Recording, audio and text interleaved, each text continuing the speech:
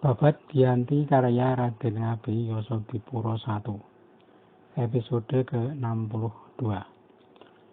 Kumpeni menyerang kota Yogya dari Tarayem. Mayor Sakeber dan Adipati Sindurjo di Tarayem sedang memata-matai seorang yang hatinya lemah. Ada seorang mantri di Mataram yang sakit hati, namanya Suro Jenggolo. Oleh Adipati Sindurjo lalu dipujuk dan dikirimi bermacam barang. Ki Ngabei Suro Jenggolo dijanjikan sesuatu.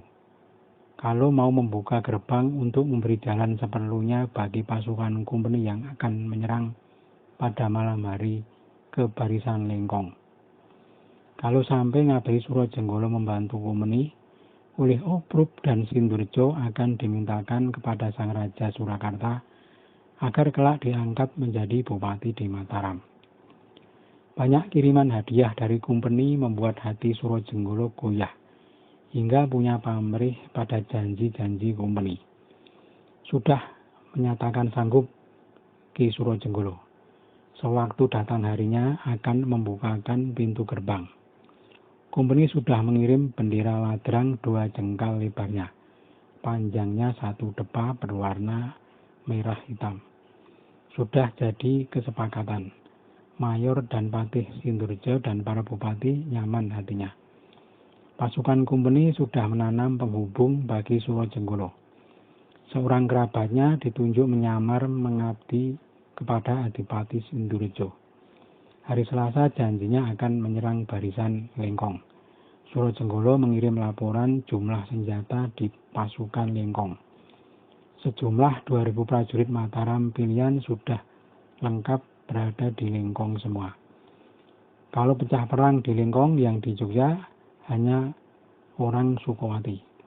Pasti akan segera jebol. Suro Jenggolo lupa kalau kemampuan perang orang Sukowati melebihi Makassar, Bugis, Bali. Waktu itu Sakeber merencanakan membawa banyak prajurit dari Barisan Tarayem. Yang ditinggal berjaga markas hanya beberapa prajurit. Mayor Usar Pur berunding dengan Sindurjo dan sudah sepakat dengan para bupati. Yang ditinggal berjaga hanya 2 bupati. Sedangkan 8 bupati lainnya dibawa menyerang Jogja. Serdadu kumpeni yang tinggal hanya 100 orang. Yang dibawa ke Mataram sejumlah 400 serdadu kumpeni Belanda dan 400 serdadu kumpeni Islam. Pada saat datangnya hari yang dijanjikan, pada malam Selasa, kumpeni sudah bersiaga bersama segenap bupati. Pasukan kumpeni berangkat pada pukul 2 malam. Ada 4.000 jumlah keseluruhan prajurit. Pasukan garis depan sudah sampai di Jamus. Suro Jenggolo ketika mendengar pasukan kumpeni berangkat lalu memakai pakaian perang bersama bawahannya sendiri. Dengan 40 prajurit berkuda dan prajurit darat tak lebih dari 100, Suro Jenggolo berangkat menjemput. Prajurit lain kaget ketika melihatnya dan bertanya mengapa Suro Jenggolo malam-malam bersiaga. Suro Jenggolo menjawab akan menengok rumahnya. Tumenggung Sujonopuro juga menengok rumah, kata Suro Jenggolo. Beberapa saat kemudian prajurit kumpeni sudah bertemu dengan Ngabei Suro Jenggolo. Lalu segera dibawa masuk. Geger Pondok Jagapuran. Tidak butuh waktu lama, Jogopuran sudah diduduki kumpeni. Juga Pondok Joyowinatan. Lalu Pondok Joyonagaran diterjang. Kumpeni terus menembaki. Bingung para prajurit Mataram. Yang sudah bersiap segera menahan serangan kumpeni. Ramai para prajurit darat bertempur. Joyonegoro ikut turun ke peperangan, menahan deras tembakan kumpeni. Pasukan Tumenggung Joyonegoro ditembaki senapan, disusul tembakan tik-tak. Jebol pertahanan Mataram, terdesak oleh musuh. Orang Sujanapuran sudah lari. Jowinoto yang diterjang dan dikeroyok, terdesak hingga jatuh dari kuda. Tumenggung Rajaniwiti lalu menangkapnya. Hampir saja dikeroyok oleh orang banyak. Mayor Sakeber mendekat dan bertanya, "Itu siapa?" Rajaniwiti menjawab, anak Jayaningrat, sudah diangkat menjadi bupati dan namanya mengambil nama bapaknya dulu, Tumenggung Jayawinoto. Kalau seorang bupati tidak boleh dibunuh. Kalau tidak terpergok saya tadi dikeroyok pasti sudah tewas.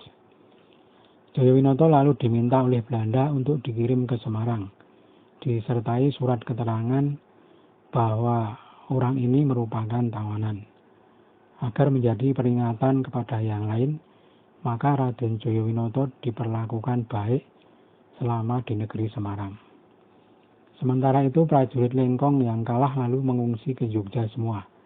Pasukan besar Kompeni sudah menduduki Lengkong.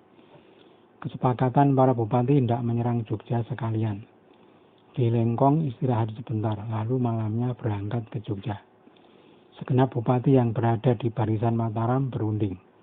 Adipati Jayaningrat dan Adipati Suryonagara berembuk bagaimana strategi menghadapi musuh. Jayaningrat berkata, "Nak Adipati Suryonagara, bagaimana ini nanti?" Menjawab Suryonagara, "Kalau musuh datang nanti malam, baiknya dihadapi dari dalam saja. Kalau musuh datang besok-besok, tidak usah tergesa-gesa kita lawan. Ini ada pendapat kalau musuh datang malam, sebaiknya ditunggu saja.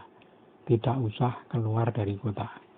Kalau sampai keluar, para prajurit sudah trauma karena baru saja kalah di Lengkong.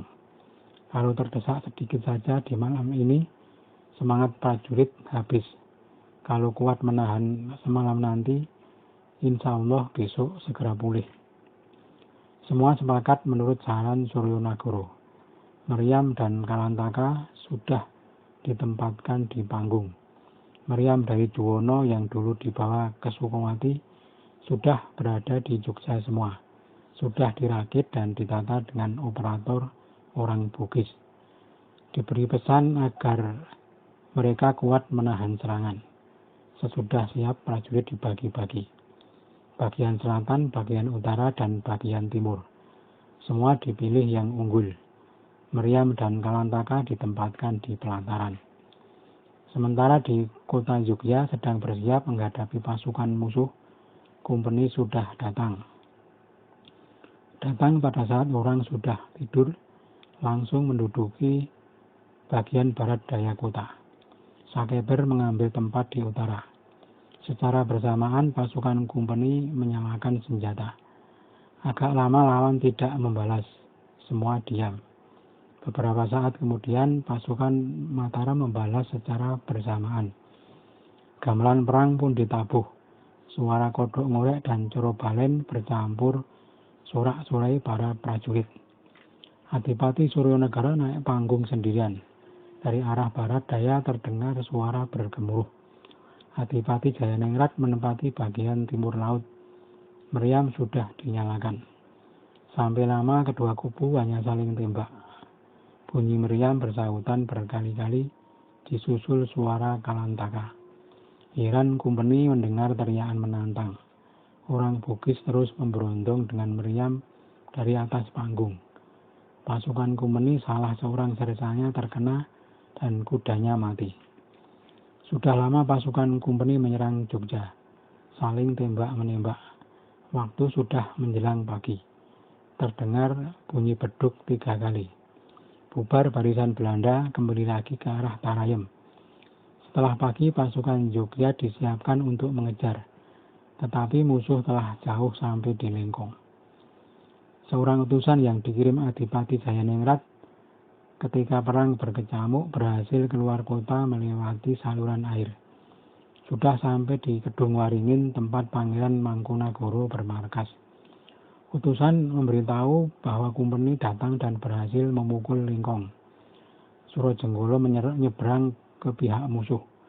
Tumenggung Jayawinoto dalam menghadapi serangan tertangkap karena jatuh dari kuda.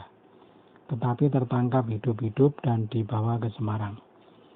Kompeni terus melaju menyerang Jogja. Pangeran Mangkunagara gugup ketika mendengar laporan tersebut. Segera mengutus Mantri Jayaprabongso ke Sukowati dengan membawa 2 pesan.